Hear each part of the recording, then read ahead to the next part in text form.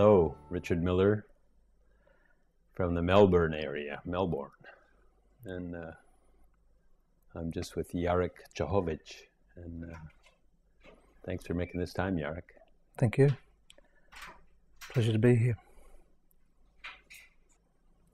Sometimes people feel very connected with us and just seem to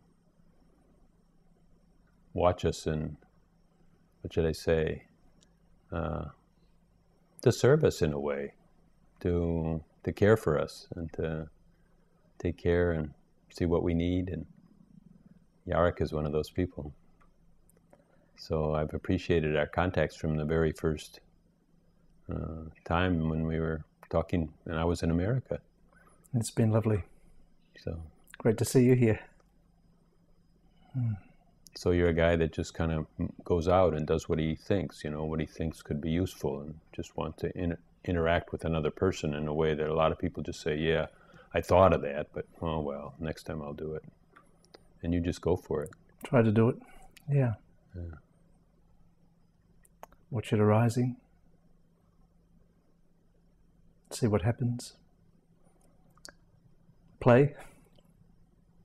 Right, we're all cooked together, like I like to see what arises too, but I'm not all that aggressive just to run over to Australia and check it out, but somehow I'm just feeling everybody and feeling what my connection is and feeling if there's a draw or not a draw, and somehow it happens out of all of us together, not just from one decision or another. It's beautiful that these lovely places have arisen for you to stay, and things have really gone pretty smoothly, and nothing's perfect, I'm sure.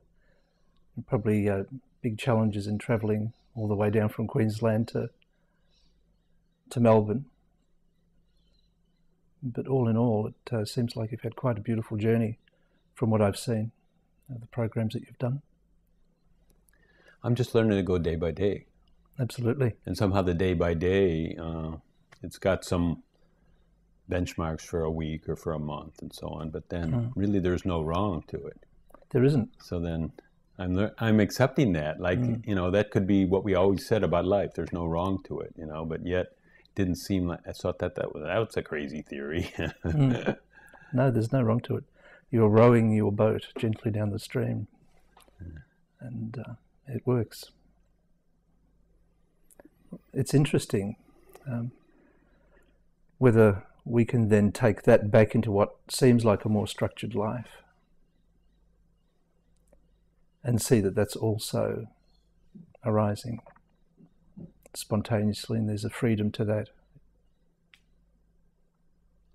See, I like it's totally where I'm at, the wavelength I'm on. I'm trying to show that it is possible, but then I think, okay, well, maybe I'm cheating because, okay, I've come across the water and what all my structured life is kind of like far away, and B, I'm retired, so then C, I don't have any kids, so then maybe I'm cheating, and maybe people will say, well, he can do that, but how can I do that? But then somehow, we had a couple of talks where people talked about the intensity of an ashram. And the intensity of an ashram is in a way in the structure of it. And sometimes the most intense structures that start from 3:30 in the morning and go until 10 at night, they're the ones where people free the most because they don't have to think. They just they've surrendered to the structure. So then you guys have a structure in your life, and if you surrender to that structure, that life is an ashram. And an ashram is hard. It's no easy deal to, and here we're living with 40 people. And I'm in the Shiva Yoga ashram now. And somewhere else it might be with 1,000 people. And so you're in your work, your company might be big, your company might be small. And so then, I'm not saying that because I don't really know. The yogi is saying that. What you're doing is that you're exploring that possibility to see how life can flow. So it's more about occupying that space. And then perhaps seeing that you can take that, or that space is in every situation. So we're in that all the time, but we don't notice it because of all of the other things that seem to distract attention.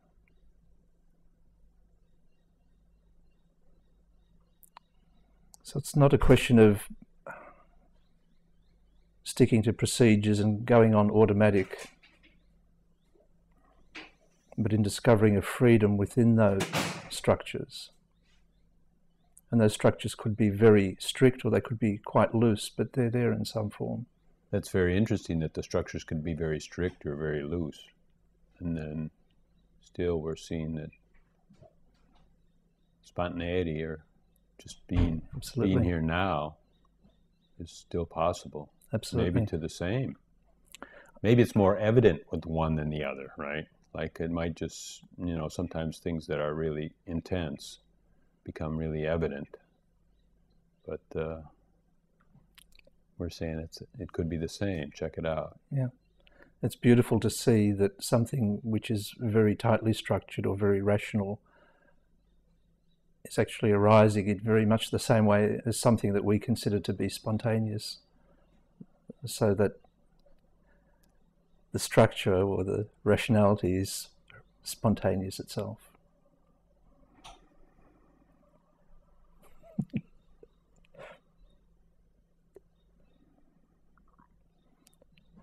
I kind of like a rhythm of a real peaceful and slow rhythm that I don't often have. And maybe I'm often the author of the movement, right? I'm not saying I'm that peaceful of a person, but somehow I can imbibe and I can feel it. And I think I like the slow-paced talk. Yeah, slow pace is nice.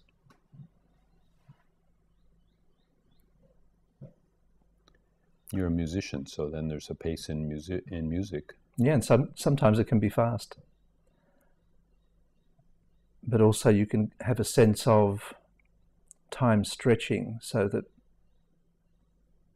there's this dual perception of things happening quickly, but there being all the time in the world for them to happen. Do you ever get the idea that your audience can't take that, or they can only take a certain amount of it? Or I think once we enter into that space together as a group, then it's a nice space to be in. And it's like a natural meditation. So you don't have to discipline yourself to be in that space. You're in there because it's lovely to be in that space. So a big part of your path is probably your music. And then, I mean, there's definitely tempo. So tempo and music is also, does that translate to the tempo of your life? Or does it take a special... It could be related, but an interesting area that I like to explore with music, I do what's called intuitive music, is music that doesn't have a strict mechanical beat, but rather a flow. I also do chanting. So with the chanting, we do have a beat, and sometimes it can speed up and get quite fast. But with the intuitive music, it's more a natural kind of flow, rather than a metronomic pulse.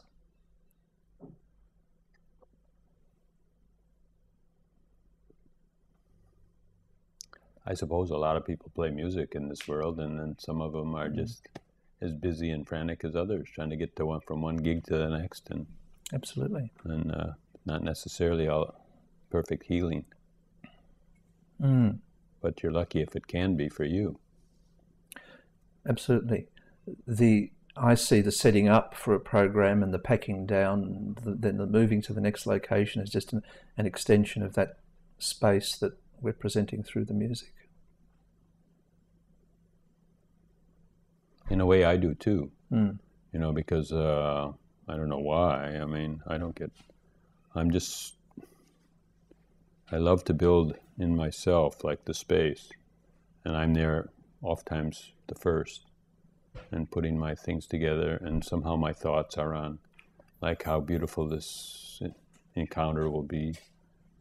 And then, of course, I'm blown away by the encounter and the filming. Maybe I get some really good shots in and catch some really neat things. And then on the way down, packing up, I just feel like it's in the bag. This wonderful thing is in the bag. Mm-hmm. So the setting up is like a meditative ritual. Yeah, there's a lot of ritual to it. It doesn't have to be a ritual that's handed down in a certain form over generations. It can be simply the ritual of what you're doing to set up what you need to set up. Yeah, like our daily life can be a ritual. I guess ritual has a lot of it has to do with honor, just honoring our movements and honoring our thoughts and honoring our vibration. Seeing those actions and activities arising. Right, it's just happening. Like when we hear that for so often, we think, oh, that's something I have to do, and I have to just be a part and be the witness and see things arise and stuff like that. But I'm just finding that it's always happening.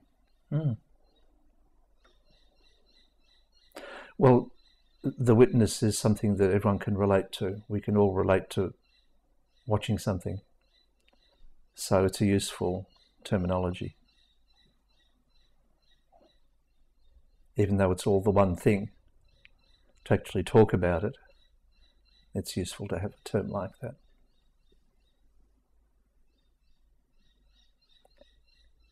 So just like we can witness a beautiful sunset, we can witness setting up of the equipment. We can witness the body moving.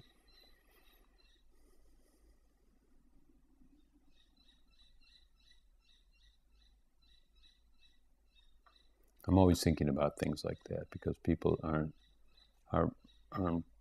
putting awareness into such a tight corner. You got to be in nature, or you got to be in peace, or you got to be somewhere pristine, or somehow you got to be in silence. And I kind of like. I mean, it kind of came through to me one time. I was doing a yoga seminar some years ago, and it was in a strip mall next to the dry cleaners. And I was perplexed, but I thought, whatever I learn here is going to be portable. I'll be able to take it right into the city. Yeah. Meditating in a difficult environment. Being aware in a difficult environment. Or a challenging environment. Right. Or even like, I mean, the moment I get through with meditation, I feel like taking it out into the world and just seeing, well, does this stick? Or is this totally dissipating? Yeah. After a program, after a beautiful meeting with music or words, can people then walk away from that and remain in that space that they've entered into? I think I heard you mention that people had remarked to you that after one of your programs, even a week later, they were feeling kind of warm. Yeah, I've had people mention a week, 2 weeks, 3 weeks. And that's lovely.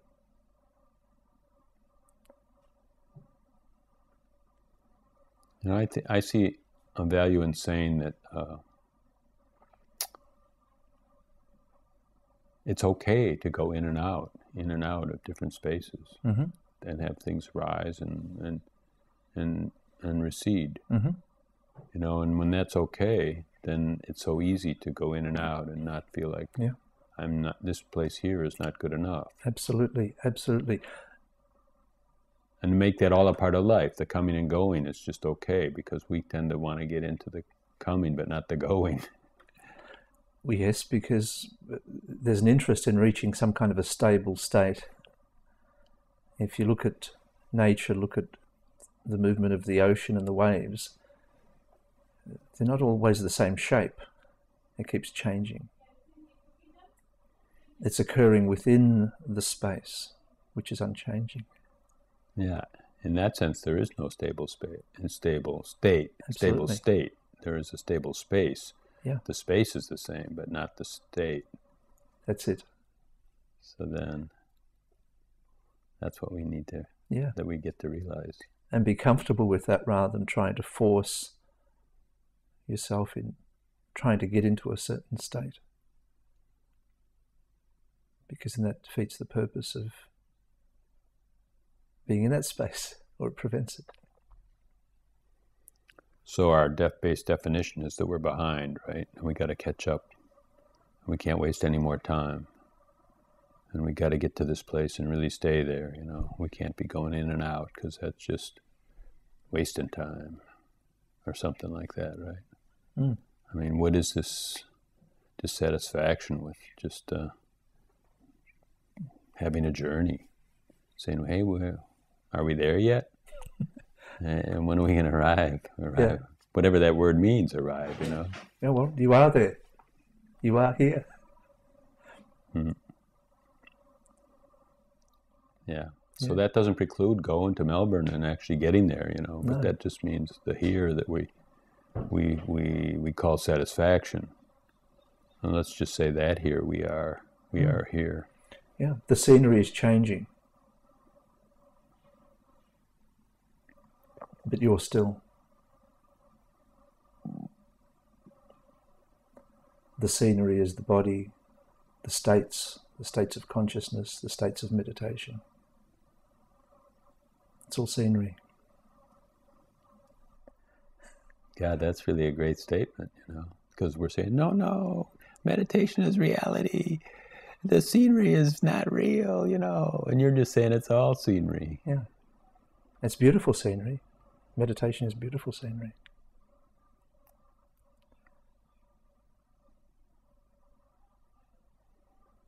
Tell us a little bit about some of your programs, or like how they're structured.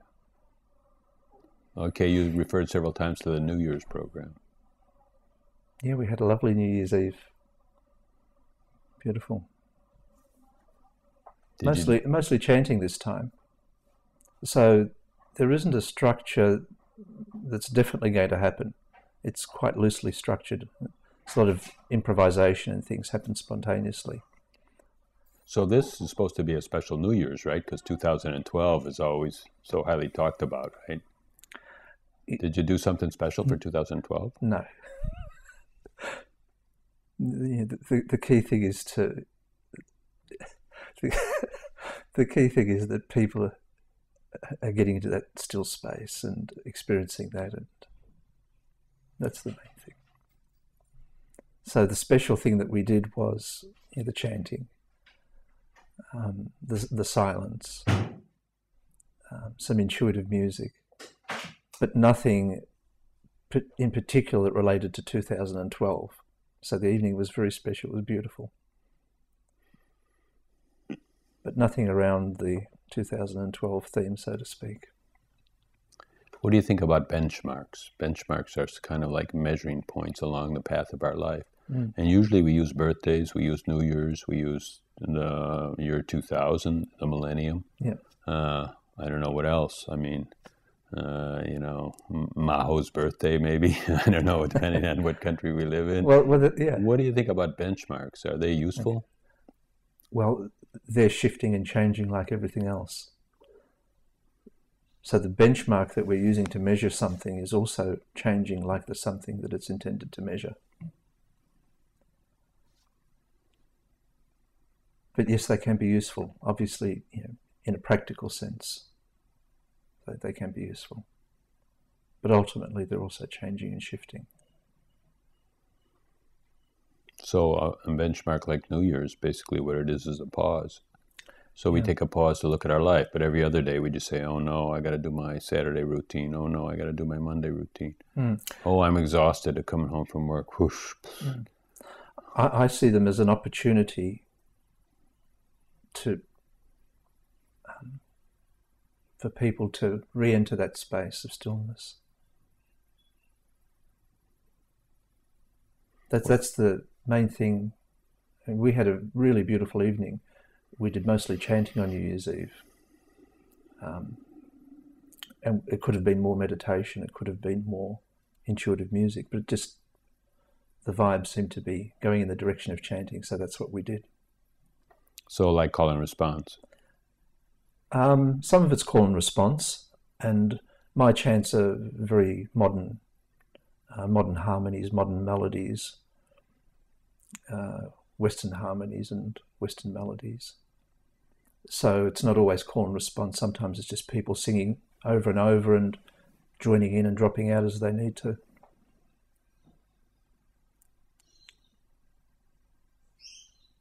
So if they want to take a break for a round or two, they can, and then they join back in again.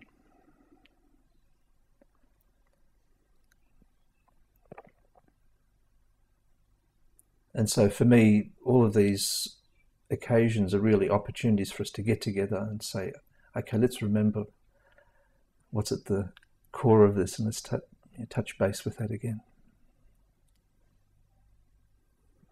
So that might not be the norm, right? Because I guess people have to think that, or they have to be curious about what's in silence, or what's here before my words. Could there be something that I would like to see? And then, but mostly I think New Year's or even just benchmarks, are places to decide what you want and what you're not getting, and then usually phrase some kind of an oath, called the New Year's resolution, right? Yeah, like, I'm going to change my life. This time I'm really going to get serious. I'm going to quit smoking, or I'm going to go on a diet, or I'm going to, or, I'm going to live better, which is a cool thing to do, to have an affirmation that I'm going to live better in some sense. And it is cool that at least we can see that where we're self-destructive, and then we can say, well, I thought about stopping. First, I didn't even want to stop it, and then I wanted to stop it for a long time, but I never did. And I don't know, is it time now or what? Yeah, resolutions are definitely good. They're very useful and practical. And so if we feel that we need a bit more exercise, then we should do that. If we feel we need to stop eating a certain food, then we should do that. The interesting thing about this is that it's not meant to overthrow anything that's gone before.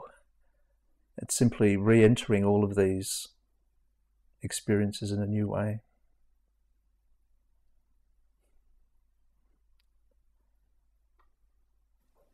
Just the programs you're talking about that you do, right? Yeah. Well, even these topics that we're talking about. Well, we think that a resolution is supposed to overthrow something, right? Yeah. But it doesn't work very often, right? Sure. We can only find out as it arises. That's the final test. What do you mean? Almost on hindsight, right? And when it's there, it happened, right? But yes, because that's how the mind works. It's like a commentator on what's happening. Yeah. So there's reality, and then there are the thoughts and words about reality. We have a great belief in logic, and that we should be sequential. And then I guess that's the mind, right, that operates on single file. Absolutely. So then we think, okay, don't interrupt me. Or we think, where was I before? And what should we talk about? How can I regain that thread? Yep. Right? And if all the threads break, what do we have? We have a mess of a carpet, right? Yep. If it's flowing, it's flowing. And so there are no interruptions. There can't be.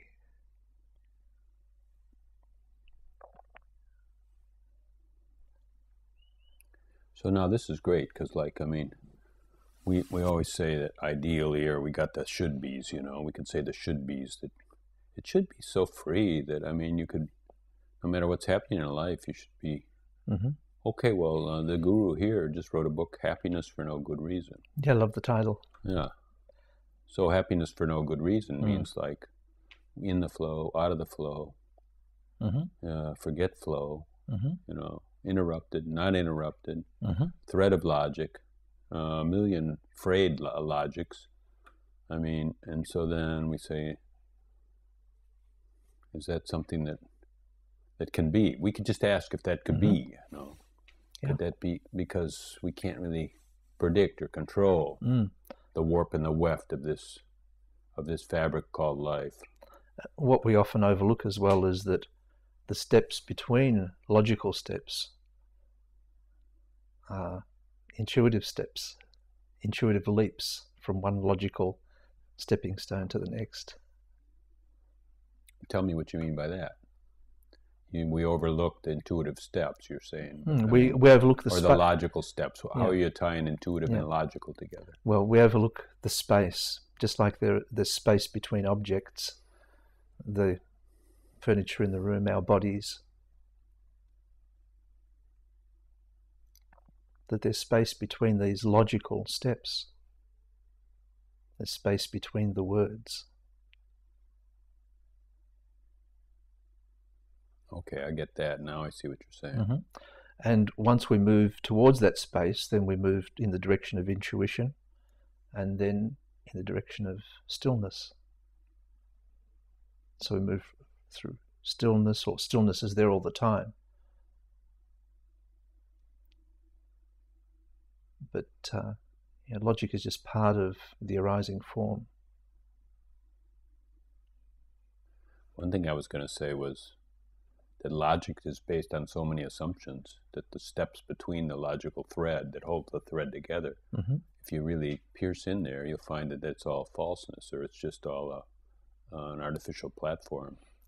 Well, I don't know if I can give an example on that or not, but I just had the notion that logic depends on so much.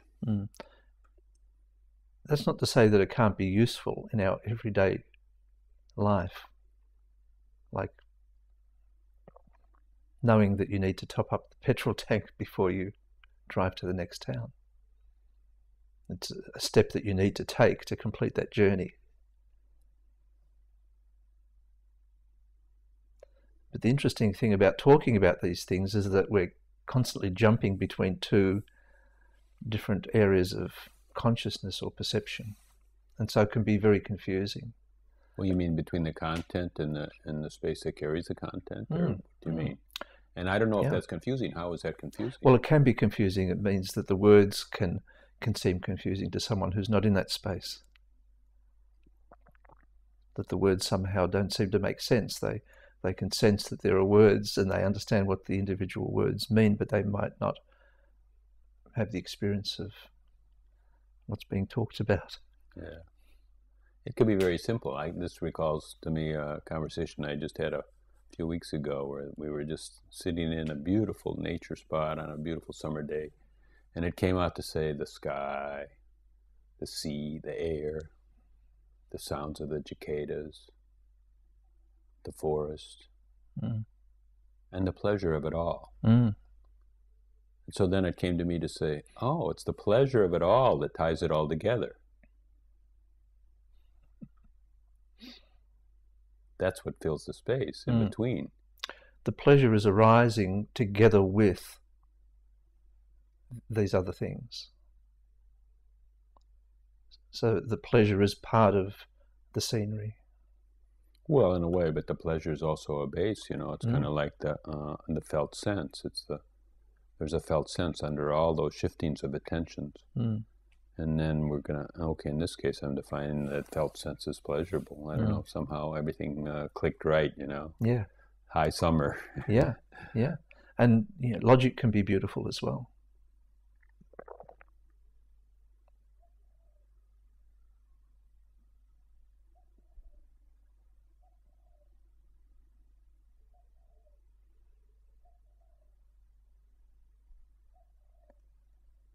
I remember when I was showing my compositions to some professors many years ago, that I was struck by the fact that they wanted me to demonstrate to them how the music evolved in a logical and rational fashion.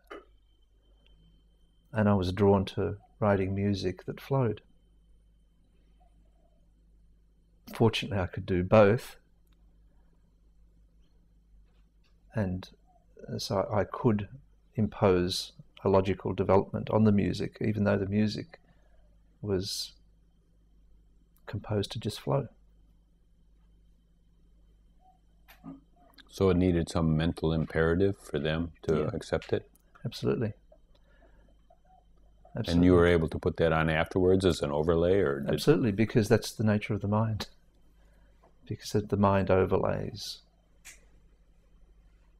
structures onto what's arising. comments on what's arising. So the music, as I was composing, it was just arising.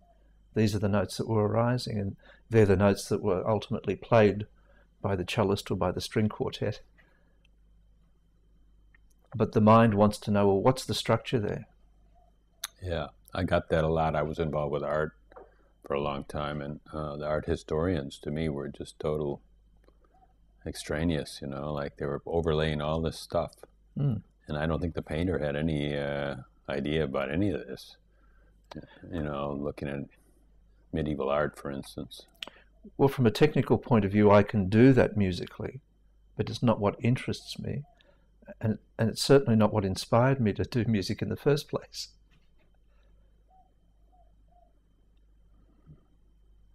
I didn't pick up a guitar and say, well, what's the most rational way I could play these next few notes? Yeah. How can I justify this as a song, right? Yeah. In fact, you don't need to. People just either receive it as a song or they receive it as sounds.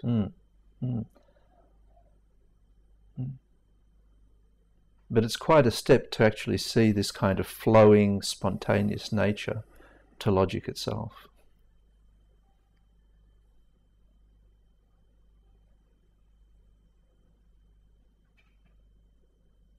That's a good one.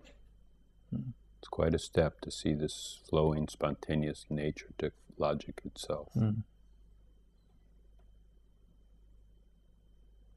then what's the result? I mean, you see that and then you say, well, okay, I'm in the flow of logic, but you don't really give it that same honor that you used to give it. You just say that's one more flow. And maybe give more honor to the flow. Well, there isn't a result.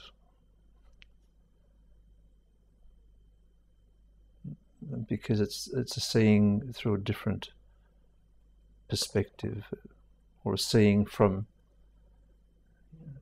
the primal or the core perspective. So there isn't a result. What would a result be? I mean, what is a result? Something that happens in time. It's something that's seen, right? Because it has to be seen in order to be seen, felt, understood. Yeah, understood, felt, seen. And then it'll affect something, right? But without being seen or felt or understood, it doesn't show up again. It's a one-time event. So then we wouldn't call it a result. No.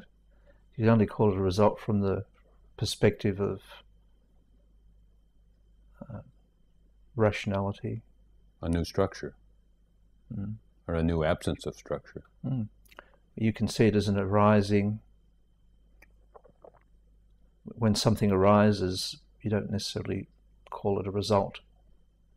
You could, but not necessarily.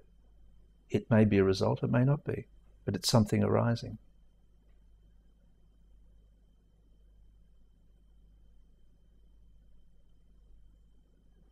Yeah, okay, again, I guess I'll repeat that if it stays around as something now known, then I think you could say it's a result. If it just comes and goes and as one more thing, then it's just another movement. Yep. Okay, maybe it seems silly to be stressing this too much or talking so much about a result, but in the meantime, the whole planet is looking for some result, right? And we're all looking for a result in our life that it's called we live better. And then, usually that's not that we live more spontaneous. Sure. Because usually that's kind of like scary. Like that means like we have to always figure out this life in the last minute. Spontaneous many people will define it that way. Yes, many people would perhaps associate it with something to be afraid of because it's unknown. But everything is unknown. Yeah. So they figure if you're really not very good at life and you don't have your ducks in a row, you don't have your stuff together, then you're always spontaneous, right? It's not the case at all, though. And it's not the case at all, right? No.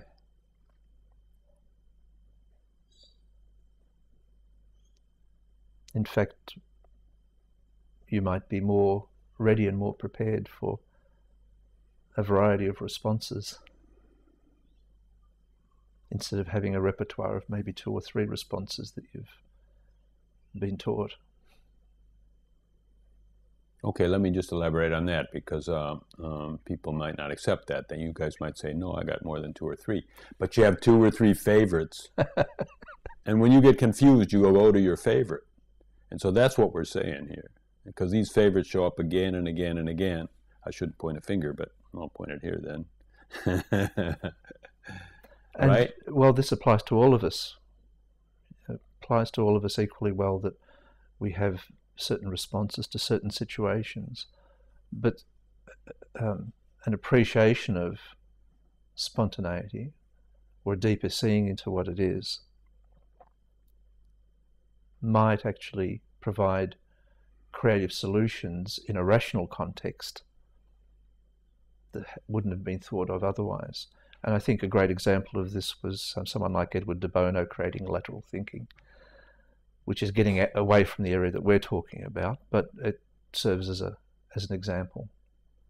Okay, as long as you've said that example, let's just spin it a little bit and stretch it out. Tell us a little bit about what you're saying. Well, spontaneity is an openness to whatever arises, and quite often our mind isn't ready for whatever arises. It's ready for what it expects to arise.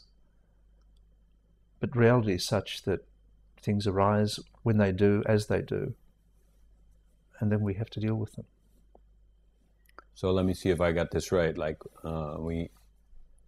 we put certain conditions on our life and say that this I'll accept and this I won't. Mm-hmm. This is a yes for my life and this is a no, which might be like risky situations or being in a bank robbery or whatever might happen, you know. We say, okay, we don't want to do any certain things, you know, be annoyed by somebody, be verbally abused. I'm never going to do that again.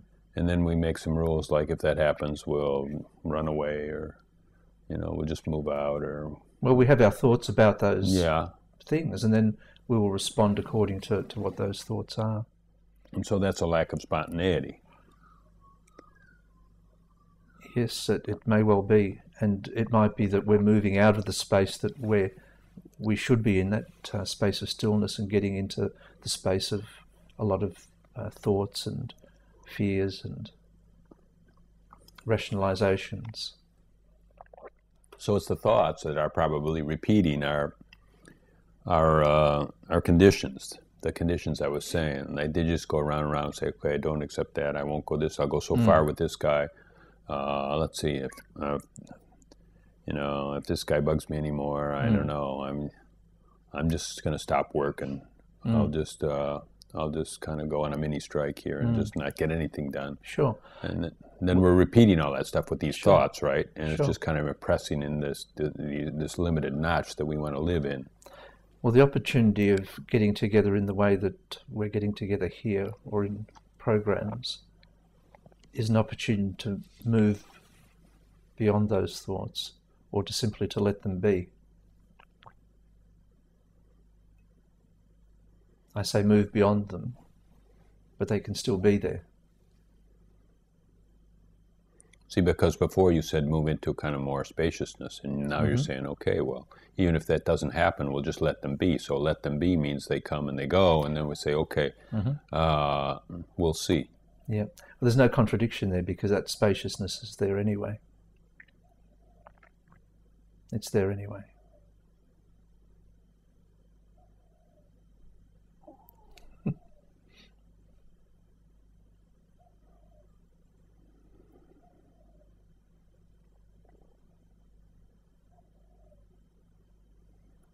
I suppose there's a skill when talking with people and sharing with people is to ask questions instead of make statements. And I'm not that very good at it, you know, but just say, I wonder if it could be this way.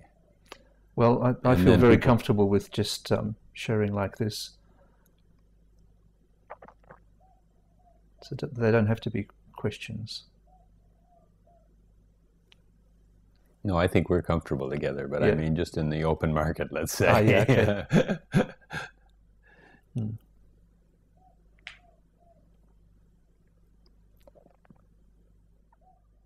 And also just because we are in the open market, because this is a film and that many people are watching it that are not in this room. And so then maybe we should be less, maybe I should be less, what's a good word for that? Like where I just put out my opinions, opinionated, I'll just say. Mm. Well, I see it as a conversation. Yeah. So I see it as a conversation rather than an interview. When I improvise with musicians, we will sit down and perhaps have a cup of tea and conversation. And we don't know what's going to be played. We don't even discuss what's going to be played. And then we start playing. And quite often we start recording at the same time as we start playing. And yet somehow this lovely piece of music comes together and is created through that intention of just having this conversation. So it's not as though the other instrument is asking me any questions. I'm not asking any questions of the other instrument. But a conversation arises and music arises. It's quite often beautiful music. And we're both equally surprised, or if there's sometimes there are a few musicians playing and you don't know what anyone's going to play, and at the same time there's an intention there to have it all harmonious. So I see these conversations in the same way that I see the improvisations. So we're entering that same space through the words as we would through the music. I totally like it. I mean, really, that's the harmony is what I'm trying to create, and something new and interesting. I'm trying to stir up the pot a little bit and find some kind of creativity. Sure. But I can certainly understand if people can't relate to music that doesn't have a certain structure that they're accustomed to. And obviously they won't be listening to that. But to me, these words that arise, be it from you or from me, are arising just like that music. So it's music, it's like listening to music. I suppose then that's one of my problems. I don't have to sell any CDs, right? And if you have to sell some CDs, probably you're thinking like, this will really bust their back. They're not going to listen to this. So then you kind of put some kind of parameters on it. Well, we've had beautiful reviews on the CDs from many people who listen to jazz and classical music, from professional critics and who've spent years and years listening to either jazz or classical or world or new age or relaxation music. So I don't think it's going to be a great challenge for anyone to listen to it. There'll be strong elements in it that they can relate to, particularly because I love melodic music. So melody and counterpoint are big components. So sometimes you can inject that in when one of your improvisers is not putting it in, and then you discover the melody and counterpoint to what the track that for the first riff that's laid down, right? And then you can push it more radical, or you can push it more conventional, or you can push it. It can be quite radical. As a teenager, I did a lot of electronic music, and so some people would find that perhaps very challenging to listen to. But most of the music that I'm doing, and most of the music that I've done, in fact, has been very melodic music. What's the name of how have you named your CDs? Some of the names. Well, the first one was called Once by Deja, as in Deja Vu. The second one was called Gift. That's with Japanese bamboo flute and acoustic guitar. The third one was You Are Here, and that was for 2 guitars. And then I did another one which was a smaller print run called In Search of the Heart Treasure, and that was a bit of an experiment in getting 9 very different musicians up in front of a live audience and having everybody improvise together without knowing what anyone was going to do. And there was some very beautiful music that came out of that. Mm. So it's an adventure. It's playful. I think of that sometimes, you know, like, but I never will get 9 gurus up together. Well, yeah, there could be a lot of silence. So very beautiful. Could be a lot of beautiful silence. No, they all want to talk. Oh, do they? Okay. They can't talk 9 at a time. You know? Okay. So, like, I've done 3 maybe, and plus myself is 4. I've done that several times. That's like my max. Hmm. And what's the challenge there? Well, there doesn't seem to be enough space for each person to develop his thoughts, right? Interesting, because in music and improvisation, there's a similar problem. And people who aren't accustomed to improvising will tend not to leave a lot of space. And suddenly, when everybody leaves a lot of space, the music somehow begins to gel. Once everyone gets into that feeling of when to leave enough space. It has to be natural. It has to just kind of arise spontaneously, but it happens, and then the music really begins to happen as well. I think it's really interesting to see how this could work with conversations between 4 or 5 or more people. You're totally right, because like here, you and I leave space, right? Or at least we finish. It feels like it. Even if you were to interrupt me, it feels like it's spacious. Well, with music you can interrupt because you can play on top of each other. Mm-hmm. But with conversation, that's generally frowned upon. But sometimes, you know, in the cross, when you're crossing, you can finish your point while someone else is jumping in there enthusiastically. But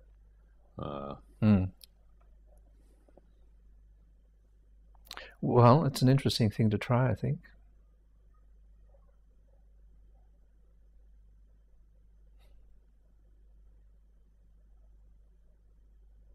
The thing is, can we hear these words in a different way than we're normally accustomed to? Say, make more sense out of that. Like, what do you mean in a different way? Can we hear these words in the way that we hear the lapping of the waves at the ocean, the rustling of the trees, the leaves in the trees? Yeah, okay, so then we take out a few components, like I agree, I disagree, I understand, and we move to just I listen, right? Well, we don't even have to take out those components because they will arise. You know, if disagreement arises, then... Well, you're not disagreeing with the lapping of the waves or the... That's right. And you're not agreeing with them either. That's right. Yeah. And we find this with music as well. People will say, well, maybe I don't like that music, but, you know, they're not going to say, I disagree with that melody. Well, I don't like it probably comes later too, you know. I think after they've absorbed it, maybe it's going to get better. Yeah, maybe.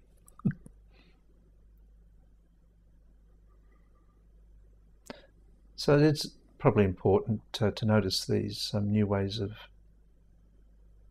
having conversations and connections arising. It's important today with a lot of misunderstanding happening in the world, and perhaps hearing things differently could be useful. Absolutely. Hearing things differently. I've experimented with it. Before, I just did, a couple of months ago, I did 8, what I call 3-way talks. Mm-hmm. And I did another one with Ken and Kathleen. Right? So then, we'll try to see what happens. Yeah.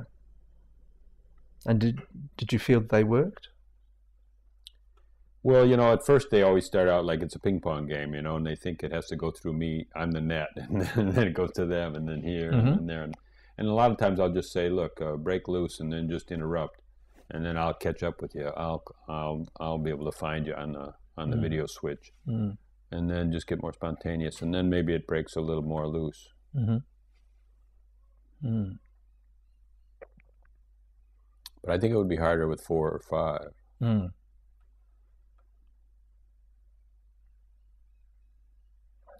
But I guess in reality, people do need to have conversations with, you know, a number of people, and then they might have pairs of people speaking. And well, I wanted to get away from one-on-one because that seemed like it had too much of my color in it, and I wanted to put some other decoration on it, some other. Well, I think it's an interesting way of seeing how these things relate to everyday life, like communicating. So usually everyday life, there's a structure on a communication. You know, everyone speak 5 minutes or something like that. And I don't know how. Yeah, and there's cultural habituation and education and what's the correct way of having a conversation and what isn't. But what we're looking at here, I think, is how do we, or how is awakening then manifesting in everyday life? Is it something you can bring back into everyday life, or is it just something that you can experience and maybe others can and maybe they can't? So part of what you're doing is actually looking at ways of bringing it back into reality.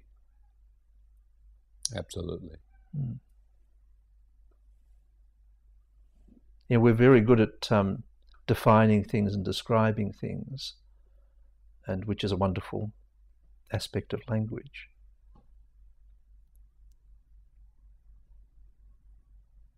But it can also lead away from what we're actually on about, because we can then get caught up in these infinite definitions and descriptions. Well, once we have a lot of descriptions, we think we got something, right? And then we're kind of like, our spontaneity is closed, and we're just right. Yeah. So it can seem like then you're knowing something, whereas it's just an extension of what's always been the case, which is another concept. Well, what's always been the case, that knowing nothing. Yeah. Yeah.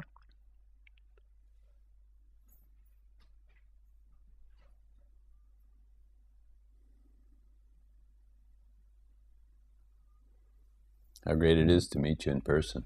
Likewise. Because we were kind of pen pals there for a while. Yeah. Skype pals. Right. Maybe we can meet this weekend, or I think there's a couple of events on, and maybe we'll catch up. Yeah, let's do that. Yeah.